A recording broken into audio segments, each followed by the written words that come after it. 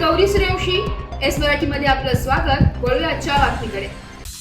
झारखंड येथील रांची येथे 14 वर्षातील 34वी राष्ट्रीय किशोर किशोरी खो खो क्रीडा स्पर्धेत मुलांच्या संघाने अंतिम सामन्यात तेलंगणा या संघाचा पराभव करत विजेतेपद मिळवले। यासह महाराष्ट्राच्या मुलींच्या संघाने अंतिम सामन्यात कर्नाटक या संघाचा पराभव करत विजेतेपद मिळवले। या स्पर्धेत मुलांच्या संघात सुरगाणा तालुक्यातील अलंगुण येथील आदर्श समता शिक्षण प्रसारक मंडळाच्या माध्यमिक शाळेच्या खेळाडू निलेश युवराज गवळी याने चांगला खेळ करत संघास विजेतेपद मिळवून दिले।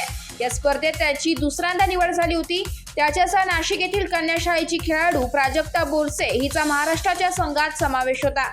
निलेशला क्रीडा मार्गदर्शक योगेश माळवळ, गंगाराम गावित, प्राचार्य निवृत्ती लांडगे, प्राचार्य रामचंद्र गांगुर्डे, मनोहर चौधरी यांचे मार्गदर्शन मिळाले। निलेशला सुवर्ण पदक मिळाल्यामुळे संस्थाचालक JP गावित, समन्वयक प्राचार्य कैलास वाकचौरे, मुख्याध्यापक भाऊसाहेब जाधव यांनी अभिनंदन केले। एस मराठी न्यूजसाठी प्रतिनिधी लक्ष्मण बागुल, बोरगाव। अशाच नवीन ताज्या घडामोडी जाणून घेण्यासाठी आमच्या एस मराठी न्यूज चॅनलला लाईक करा, शेअर करा, सबस्क्राईब करा आणि बेल आयकॉनला क्लिक करायला विसरू नका।